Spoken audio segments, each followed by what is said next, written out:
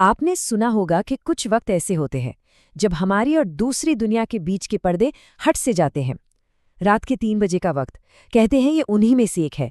और ये जो कहानी है ये ठीक उसी वक्त की है। इसका नाम है 3 बजे का आईना। ये सिर्फ एक चेतावनी नहीं थी, ये एक मकान मालिक की अपने नए किराएदार को दी गई एक बहुत ही सीधी और साफ सलाह थी। एक ऐसी सलाह जिसे नज़रअंदाज करना उसकी सबसे बड़ी भूल साबित होने वाली थी। तो कहानी की शुरुआत होते है एक बड़ी अजीब सी चेतावनी से।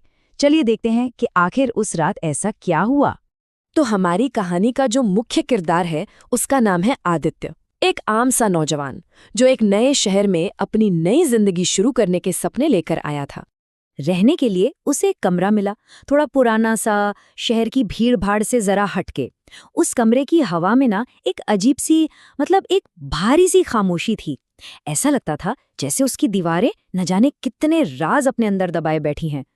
पर उस कमरे की सबसे अजीब और ध्यान खींचने वाली चीज थी दीवार पर लगा एक बहुत बड़ा पुराना सा आईना।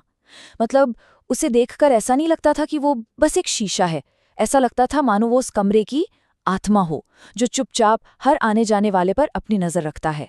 तो मकान मालिक ने उसे कमरा देते वक्त बस एक ही बात कही थी, देखो बेटा, कुछ भी करना पर रात के 3 बजे उस आईने में भूल कर भी मत देखना। अब आदित्य ठहरा नई सोच का लड़का। उसे ये बात बड़ी बेतुकी लगी, एक मजाक लगी। मतलब कौन डरता है भला आईने से। पर कुछ रातें ऐसी भी होती हैं जब मजाक एक बहुत ही डरावनी हकीकत में बदल जाता है। और उस रात उस आईने का वक्त आ चुका था। तो हुआ ये कि अगली ही रात ठीक 3 बजे आदित्य की नींद अपने आप खुल गई। कमरे में एक अजीब, मतलब दिल में चुभने वाली खामोशी थी। न चाहते हुए भी उसकी नजर धीरे धीरे उस आईने की तरफ गई, और जो उसने देखा उससे उसकी सांसें जैसे थम सी गईं। आईने के अंदर उसका बिस्तर खाली था, जबकि वो तो खुद उसी बिस्तर पर बैठा हुआ था। उसका दिल बहुत जोर जोर से धड़कने लगा। उसे समझ ही नहीं आ रहा था कि ये क्या हो रहा है। क्या ये उसकी आंखों का कोई धोखा है या कुछ और। हिम्मत जुटाकर, डरते डरते, कांपते कदमों से वो आईने के और पास गया। और जैसे ही वो आईने के ठीक सामने जाकर खड़ा हुआ, उसने देखा आईने के अंदर जो था वो मुस्कुरा रहा था। हाँ, अब आईने में वो खुद ही दिख रहा था, पर कुछ बहुत बहुत गलत था। जहां बाहर खड़े असली आदित्य का चेहरा डर से सफेद पड़ चुका था, वहीं आईने के अंदर वाला आदित्य बहुत धीरे धीरे मुस्कुरा रहा था, एक बहुत ही ठंडी डरावनी मुस्कान। और फिर आईने वाले ने अपना हाथ उठाना शुरू किया, जबकि असली आदित्य तो अपनी जगह पर एकदम पत्थर बना खड़ा था। और तभी आईने के अंदर से एक बहुत ही धीमी, जैसे कोई फुसफुसा रहा हो, वैसी आवाज आई, बहुत देर से तुम्हारा इंतजार कर रहा था।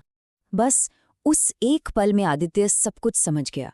उसे पता चल गया था कि अब कुछ भी पहले जैसा नहीं रहेगा। अब सवाल ये नहीं था कि आईने में कौन है, सवाल ये था कि असली कौन है। और फिर वो हुआ जो नामुमकिन था। उसका अक्स, उसकी परछाई आईने की उस ठंडी ठोस सतह को ऐसे पार करने लगी जैसे वो कोई शीशा नहीं बल्कि पानी हो। और बहुत धीरे धीरे वो कमरे में बाहर आने लगी। और जैसे ही उस परछाई का पहला कदम कमरे के फर्श पर पड़ा, एक झटके के साथ कमरे की सारी लाइटें बंद हो गईं। हर तरफ एकदम घोट देने वाला घना अंधेरा छा गया। वो कुछ सेकंड शायद आदित्य की जिंदगी के सबसे लंबे और शायद आखिरी सेकंड थे। और फिर जब लाइट वापस आई तो कमरे में सिर्फ एक ही आदित्य खड़ा था, और वो मुस्कुरा रहा था, वही भयानक ठंडी मुस्कान। उसने बहुत धीरे से कहा, अब मैं असली हूं।